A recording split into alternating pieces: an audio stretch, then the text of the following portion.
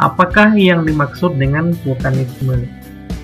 Vulkanisme adalah aktivitas gunung api yang disebabkan oleh keluarnya magma sampai ke permukaan bumi.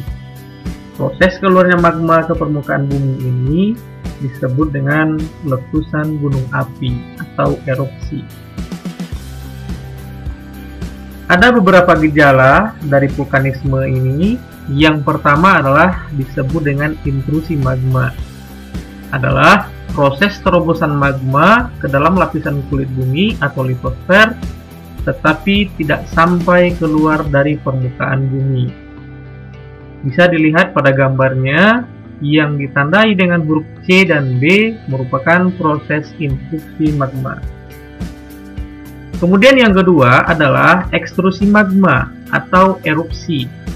Adalah gerakan magma mencapai permukaan bumi dalam bentuk letusan atau erupsi, atau disebut juga dengan magma yang sudah sampai keluar permukaan bumi.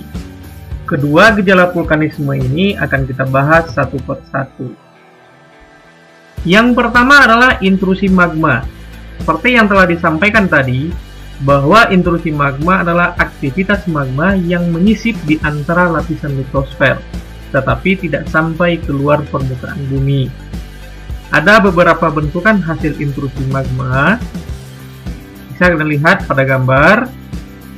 Yang pertama adalah disebut dengan batolit atau yang ditandai dengan angka 1. Adalah batuan beku yang terbentuk dalam dapur magma atau dekat dapur magma karena penurunan suhu yang sangat lambat, dan proses pembentukan batuan beku ini berlangsung dalam waktu yang sangat lama. Kemudian yang kedua disebut dengan lakolit atau yang ditandai dengan angka 2. Adalah batuan beku yang terjadi pada dua lapisan litosfer dan bentuknya menyerupai lensa cembung.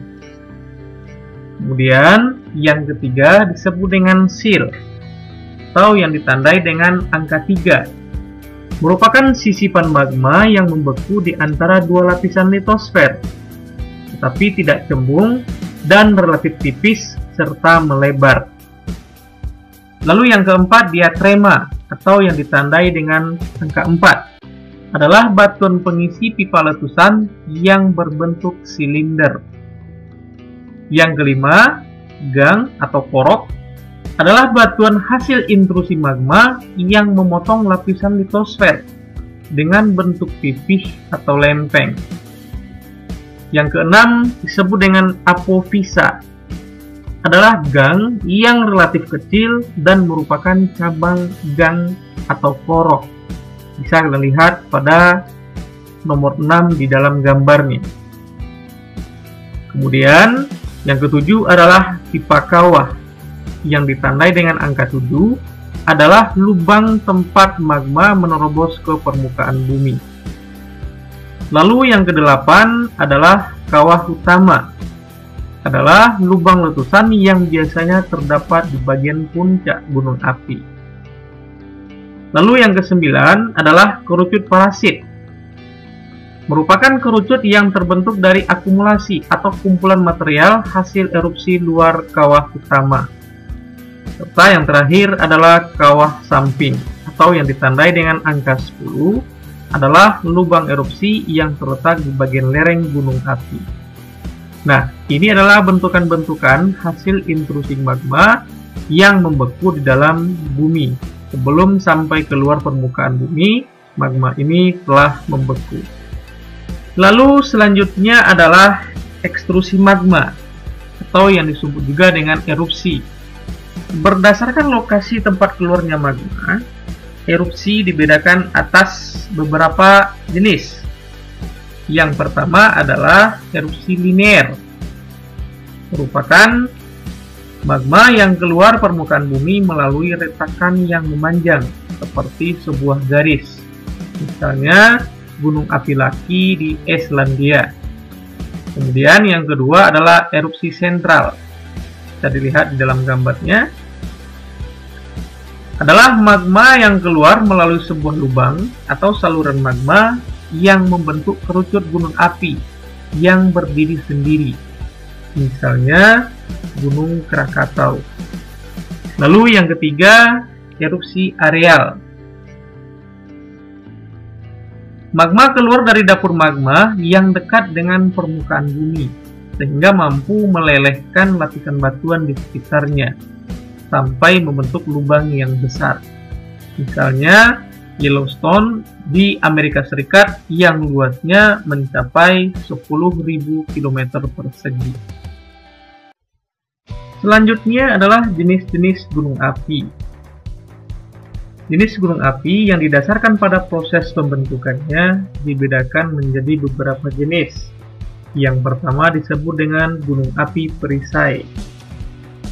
Gunung api ini lerengnya sangat landai, terbentuk akibat letusan tipe efusif. Magmanya cair dan hanya mengandung sedikit gas. Contohnya adalah Gunung Mauna Loa di Hawaii atau Kepulauan Hawaii yang berada di Samudra Pasifik. Kemudian yang kedua adalah gunung api strato. Gunung api yang berbentuk seperti kerucut. Terbentuk akibat letusan yang berulang-ulang serta berselang-seling antara efusif dan eksplosif. Pada umumnya, gunung api di Indonesia termasuk jenis gunung api strato. Lalu yang ketiga adalah gunung api mar.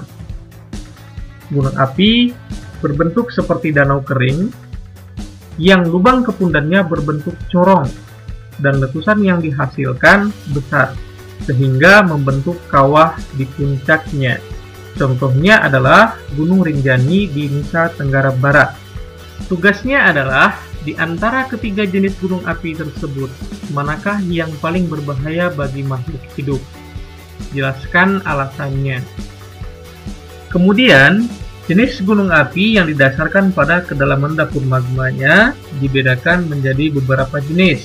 Yang pertama disebut dengan gunung api perisai, lalu gunung api stromboli, gunung api vulkano, kemudian gunung api peret, yang selanjutnya gunung api Merapi, kemudian gunung api Pele, dan yang terakhir adalah gunung api Saint Vincent. Yang pertama adalah tipe Hawaii. Tipe Hawaii terjadi karena lava yang keluar dari kawah sangat cair sehingga mudah mengalir ke segala arah. Sifat lava yang sangat cair ini akan menghasilkan bentuk seperti perisai atau tameng. Ciri-cirinya adalah lava yang sangat cair, kemudian dapur magma dangkal atau dekat dengan permukaan bumi. Lalu yang ketiga, tekanan gasnya rendah. Contohnya adalah Gunung Kilauea dan Mauna Loa di Hawaii. Kemudian yang kedua, tipe stromboli.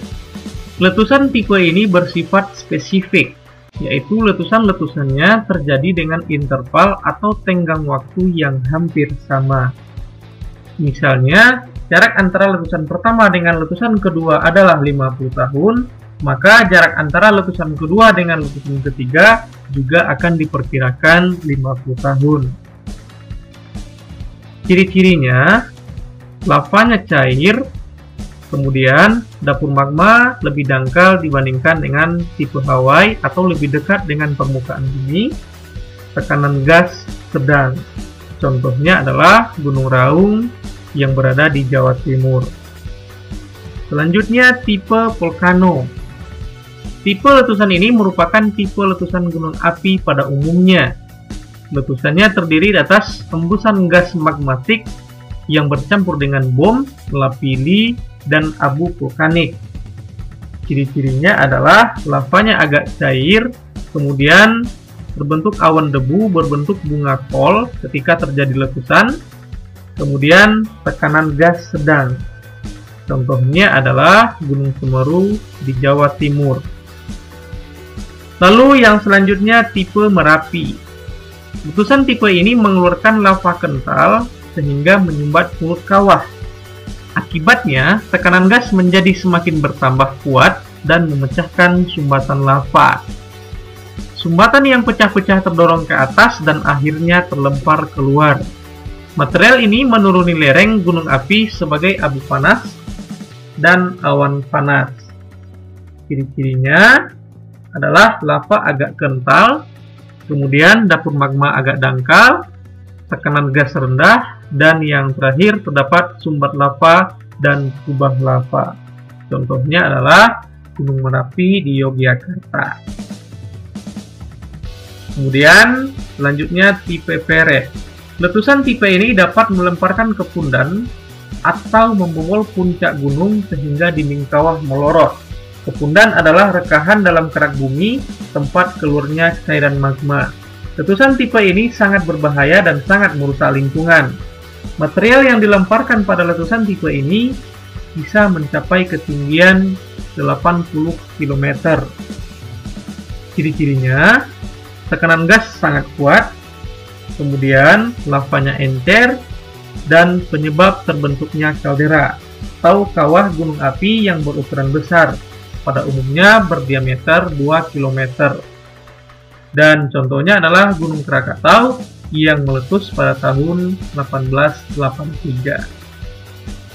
Lalu yang selanjutnya adalah tipe Pele.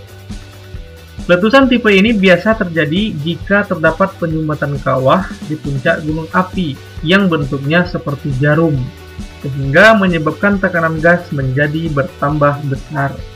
Apabila penyumbat kawah tidak kuat, maka gunung ini akan meletus. Ciri-cirinya, yang pertama adalah viskositas atau kekentalan lava hampir sama dengan tipe Merapi. Kemudian, tekanan gasnya cukup besar, dan contohnya adalah Gunung Pele di Prancis. Kemudian, material letusan gunung api. Ada beberapa macam benda vulkanik akibat letusan gunung api.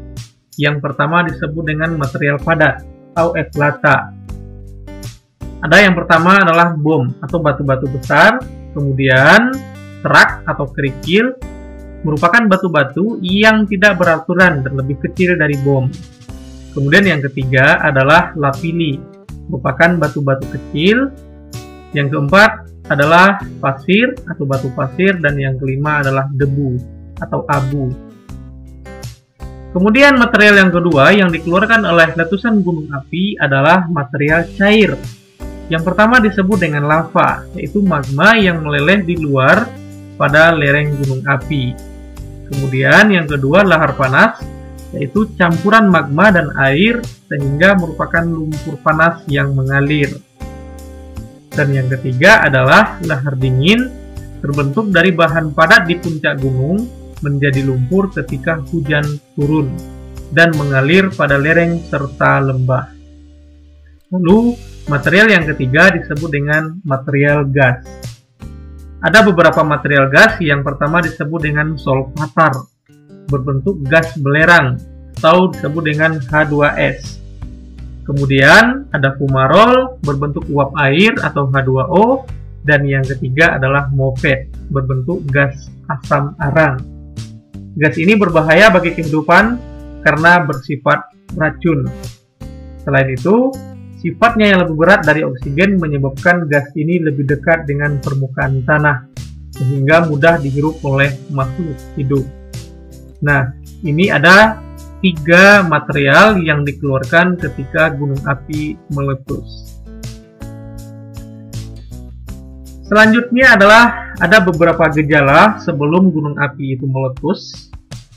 Yang pertama gejalanya adalah temperatur di sekitar kawah akan naik dari biasanya. Kemudian banyak sumber air yang mengering di sekitar gunung api tersebut. Yang ketiga, sering terjadi gempa atau yang disebut dengan gempa vulkanik dan hanya bisa dirasakan di wilayah sekitar gunung api tersebut. Yang keempat, sering terdengar suara gemuruh di sekitar puncak gunung. Dan yang terakhir, banyak binatang yang turun gunung atau berpindah dari gunung tersebut. Nah, biasanya sebelum gunung api meletus akan ditandai dengan tanda-tanda atau gejala-gejala yang 5 ini. Selanjutnya adalah gejala pasca vulkanik atau setelah terjadi letusan gunung api. Yang pertama akan muncul eksalasi atau sumber gas, contohnya misalnya di Dieng atau Jawa Tengah. Kemudian Munculnya mata air ma'dani, yaitu mata air panas yang mengandung mineral seperti belerang. Contohnya di Maribaya, itu di Provinsi Jawa Barat.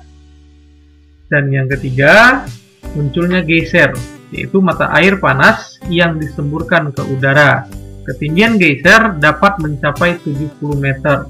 Contohnya di Irlandia dan Yellowstone Park, atau yang berada di Amerika Serikat. Gunung api selain dapat menimbulkan bencana, juga dapat memberikan manfaat yang besar bagi kehidupan manusia. Manfaat tersebut merupakan anugerah Tuhan Yang Maha Esa yang harus disyukuri oleh manusia. Lalu apa saja manfaat adanya gunung api tersebut? Yang pertama adalah abu vulkaniknya dapat menyuburkan tanah, sehingga cocok untuk lahan pertanian. Selain untuk pertanian, lahannya juga subur untuk tanaman hutan yang berfungsi sebagai pelindung cadangan air.